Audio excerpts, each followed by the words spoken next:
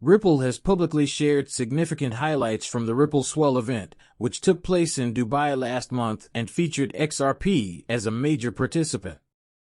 By the way, Flare Labs revealed that facets might give holders of XRP a new use case by enabling them to earn yield or by using layer cake to connect their tokens to other EVM networks.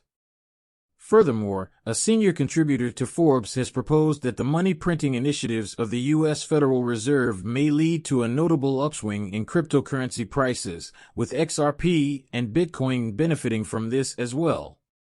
Finally, can we conclude that Ripple is ready to carry on doing business in the United States in light of the recent opening of its new corporate headquarters in San Francisco? As disclosed, Ripple Swell brought together more than 600 notable individuals from the financial services, policy, and blockchain domains to talk about the cryptocurrency space. According to Ripple, the recurring themes were the tokenized economy, the emergence of new blockchain innovation hubs, and changes in international regulations. Climate change considerations and the growing frequency of real-world applications in financial services were also covered.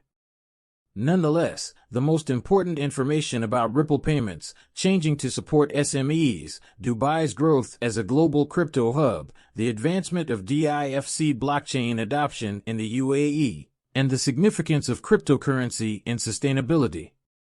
The most recent development in Ripple payments, previously RippleNet, was unveiled at the event by Brendan Barry, head of payments products at Ripple. Since its founding, Ripple Payments has used blockchain technology to enable financial institutions to make cross-border payments more quickly and affordably. It did, however, acknowledge the increased interest from small and medium-sized businesses. These SMEs are currently underfunded and less knowledge of cryptocurrency to use blockchain for treasury operations, B2B payments, and other purposes. Ripple released major improvements to Ripple Payments in response to this need. It mentioned in particular how Ripple Payments have made it into an easy-to-use cross-border payment solution for companies operating internationally.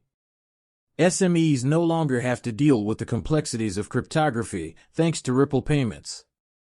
With just one link, it offers easy access to more than 70 payment markets. The paper claims that Ripple Payments combine fiat, stablecoins, and cryptocurrency assets to provide users with the best possible payment experience.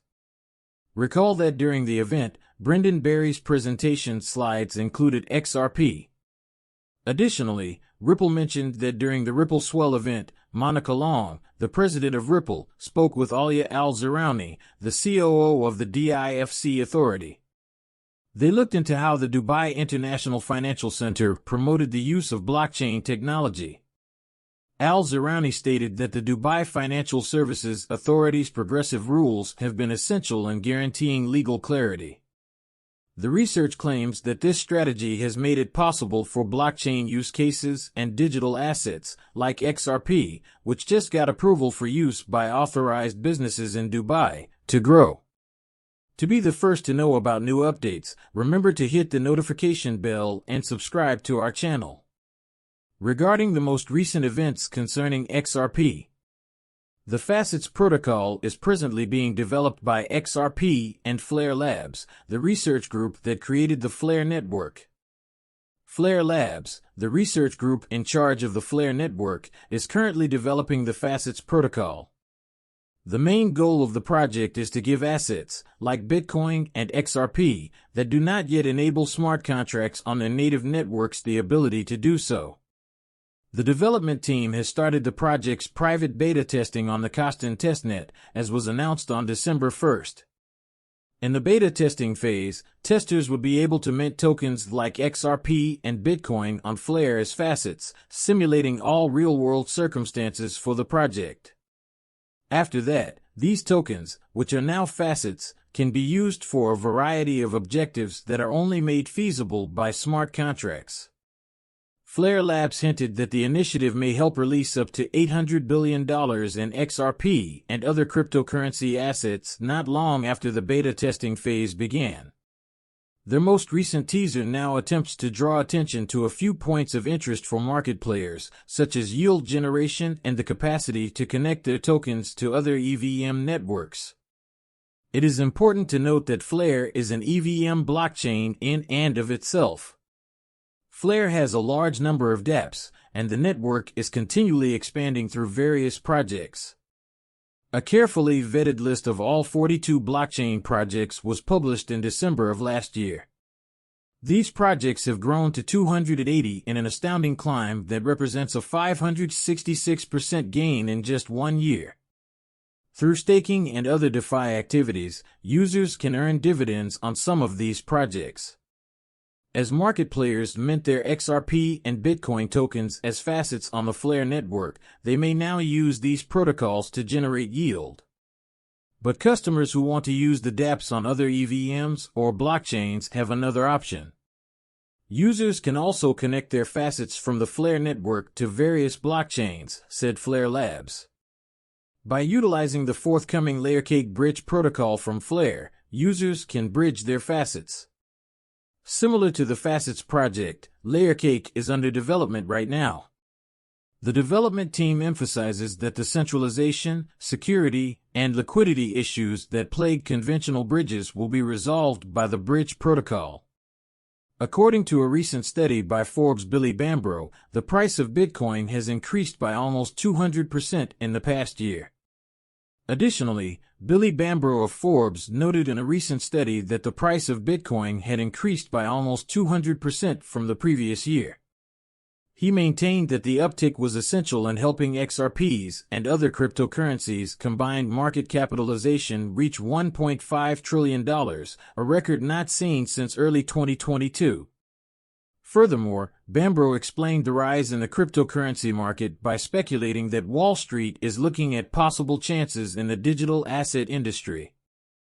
The Forbes author pointed out that, amid these changes, experts predict a massive surge in the cryptocurrency market by 2024. They thought that when the Fed began creating money again, the astronomical spike would emerge, possibly weakening the U.S. currency. Billy Bambro also emphasized that since the 2008 financial crisis, there has been a growing amount of government spending and money creation, which has raised concerns about the depreciation of the U.S. dollar. He cited experts at Jefferies who forecast that the Fed would relaunch the money printer in 2024. According to the revelation, the action might cause the U.S. dollar to plummet and spark a significant. The market's reaction to gold is analogous to the recent spike in Bitcoin prices.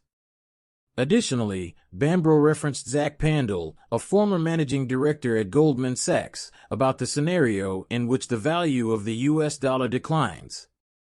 Pandal stated that if the value of the U.S. dollar declines, Bitcoin is the obvious competitor currency.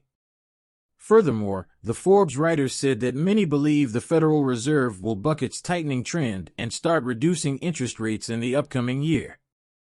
He claims that this modification is in reaction to the inflation rate slowing down.